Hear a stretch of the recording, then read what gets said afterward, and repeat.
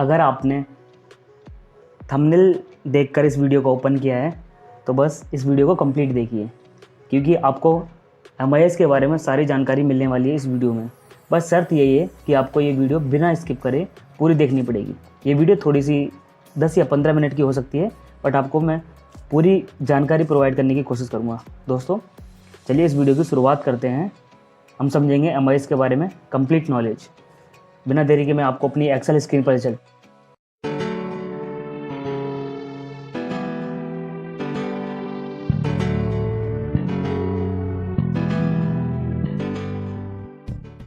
आज हम जानेंगे मैनेजमेंट इंफॉर्मेशन सिस्टम के बारे में। ये मैनेजमेंट इंफॉर्मेशन सिस्टम क्या है, जिसे हम MIS कहते हैं। दोस्तों ये जो मैनेजमेंट इंफॉर्मेशन सिस्टम है वो एक डेटा साइंस का पार्ट है। अगर आप डेटा साइंस में अपना कैरियर बनाना चाहते हो तो आप यहाँ से शुरुआत कर सकते हो। ये समझ सकते हो कि आप ये पहली स्टेज है, यानी कि आपका जो गोल है उसका जो पहला पड़ाव है ये है MIS। आप इसी से अपनी शुरुआत कर सकते हो। इसके आगे MIS के आगे सीनियर MIS होता है, डेटा एनालिस्ट होता है, बिजनेस एनालिस्ट होता है, फिर डेटा साइंस होता है, यानी कि डेटा साइंटिस्ट कहते हैं जिसे। और अगर हम बात करके ये डेटा साइंटिस्ट क्या होता है दोस्तों, इसके बारे में यूट्यूब पे हज़ारों वीडियो हैं। आप किसी भी वीडियो को ओपन करिए और उसके बारे में जान लीजिए। मैं इसके बारे में एक्सप्लेन नहीं करूँगा क्योंकि आज हम बात करेंगे MIS के बारे में। दोस्तों MIS को एक्सप्लेन करने से पहले मैं आपको बता देता हूँ कि MIS होता क्या है। MIS का मतलब होता है मैनेजमेंट इंफॉर्मेशन सिस्टम। अब धीरे धीरे करके इनके वर्ड जो हैं इनकी डेफिनेशन समझते हैं। सबसे पहले हम समझते हैं सिस्टम के बारे में। सिस्टम क्या होता है दोस्तों? सिस्टम का मतलब होता है it is A group of component working together to achieve a common goal। यानी कि अगर आप किसी भी ऑर्गेनाइजेशन में काम करते हो तो आप अपने यानी कि अपनी तरक्की के लिए उस कंपनी में काम नहीं करोगे, आप काम करोगे कंपनी की तरक्की में। यानी कि वहाँ पे जो भी वर्कर काम कर रहा है वो कंपनी की तरक्की के लिए काम कर रहा है। अगर आप कंपनी की तरक्की करवा दोगे तो आपकी तरक्की ऑटोमेटिक हो जाएगी। ठीक है, तो इसी का मतलब होता है system. It is a common group of component working together to achieve a common goal.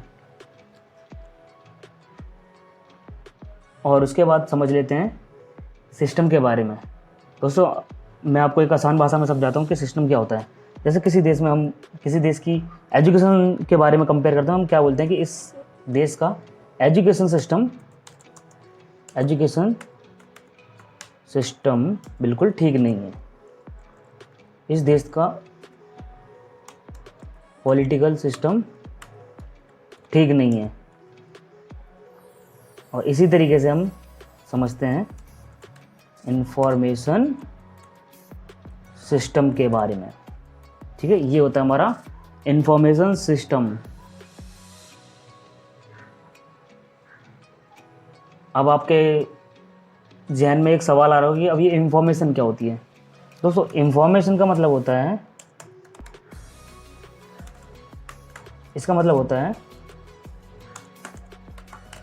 Collection of data. यानी कि यहाँ बात हो रही है रॉ मटेरियल की, कच्चे माल की। आपके पास में कोई भी कच्चा माल है या कोई रॉ मटेरियल है, उसके बारे में यहाँ बात हो रही है। और ये मैनेजमेंट, इसका मतलब आप समझ गए कि मैनेजमेंट मतलब ऑर्गेनाइजेशन। तो इसका एक कंक्लूजन निकलता है कि हमारे मैनेजमेंट को हमारे पास जो भी इंफॉर्मेशन है उसके थ्रू एक बेहतरीन, यानी कि उससे कुछ फिल्टर करके, चीज़ों को फिल्टर करने के बाद कोई चीज़ आप उसके सामने रखते हो तो उसे हम कहते हैं MIS, यानी कि मैनेजमेंट इंफॉर्मेशन सिस्टम। मैं आशा करता हूँ कि इसकी परिभाषा आपको समझ में आ गई होगी। अगर नहीं आई तो मैं आपको एक बार फिर से बता देता हूँ कि यदि आप किसी कंपनी में काम करते हो और अपनी कंपनी में काम करते करते आप अपनी इंफॉर्मेशन यानी कि जो कंपनी का रॉ डेटा है उसको मैनेजमेंट तक पहुंचाते हो।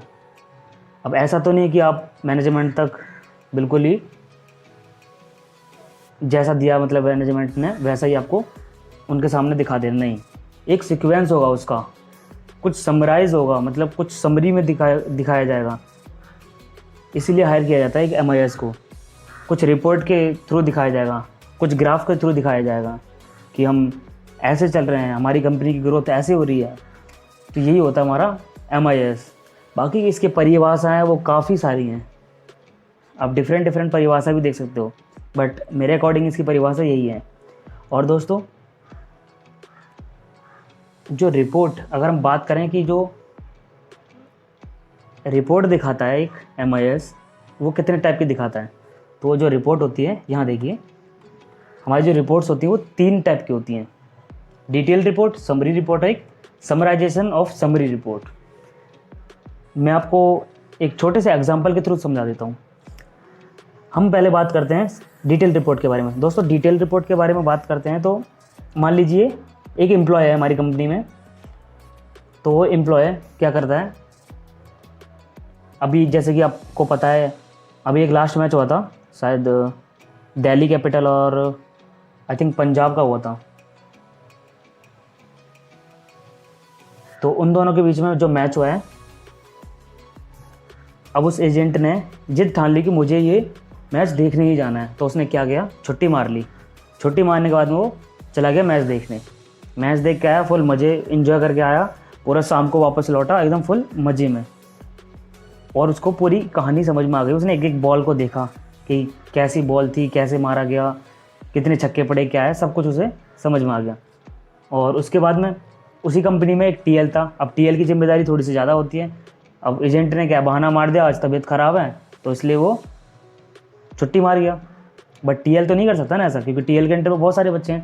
तो उसने क्या किया, फटाफट से घर पे गया। जैसे ही घर पे पहुंचा, उसके टीवी पे चल रही थी हाईलाइट।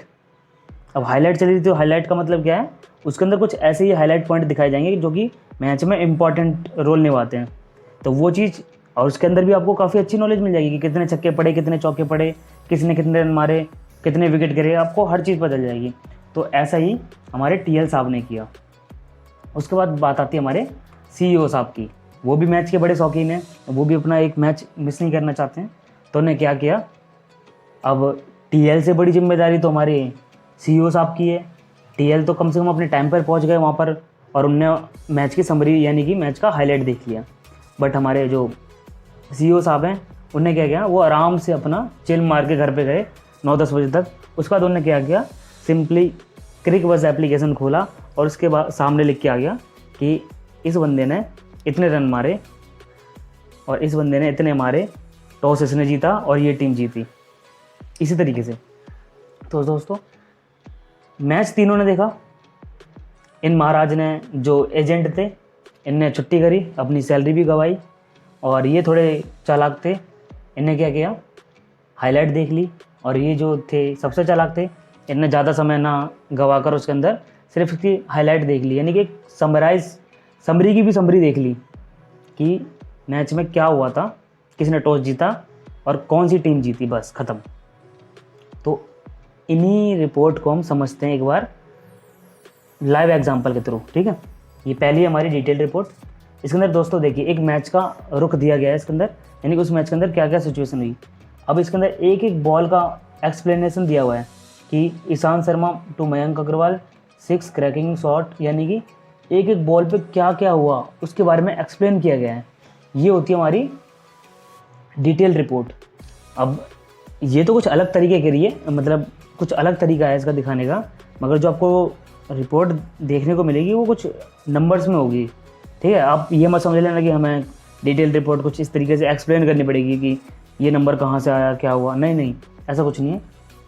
अब नेक्स्ट हम बात कर लेते हैं समरी रिपोर्ट के बारे में। दोस्तों ये जो हमारी समरी रिपोर्ट है, ये हमारे TL साहब देखने गए थे। सबसे पहले आपको लिख के आ गया यहाँ पर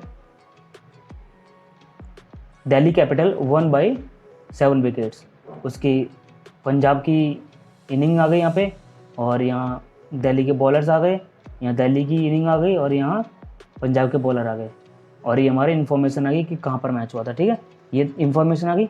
और लास्ट में हमारे जो CEO साहब थे उनने क्या देखा, उन्होंने देखा सिर्फ ये, Delhi Capitals have won the toss and have opted to field, यानी कि उनको सिर्फ ये जानना था कि किसने टॉस जीता, उसने क्या डिसाइड किया और लास्ट में मैच कौन जीता और मैन ऑफ द मैच कौन रहा।